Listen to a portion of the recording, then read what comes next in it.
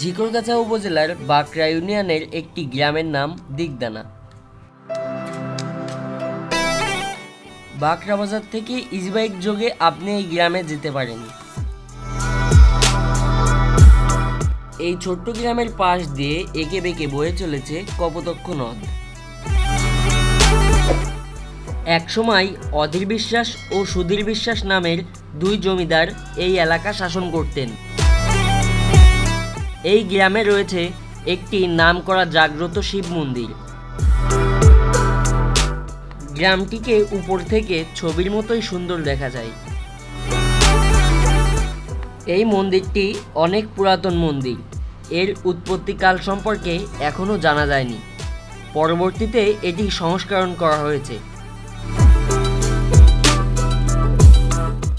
এই শিব মন্দিরের শিব মূর্তি কোষ্ঠী পাথরের তৈরি। এই শিব মন্দির নিয়ে একটি ইতিহাসও রয়েছে।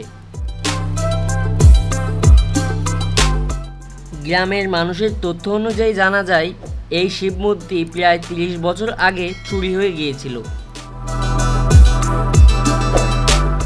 চোরেরা ওই মূর্তি মন্দিরের পাশে থাকা নদীতে প্রায় ৬ মাস মতো লুকিয়ে রাখে।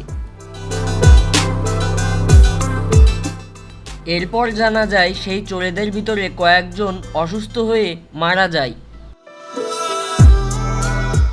এর কিছুদিন পর চোরেদের মধ্যে একজন ভয়ে গ্রামবাসীদের জানায় যে, নদীতে জাল ফেলেছিলাম, জালে তোমাদের শিবমূর্তি আটকে গিয়েছিল, তোমরা তোমাদের শিবমূর্তি নদী থেকে তুলে নিয়ে যাও।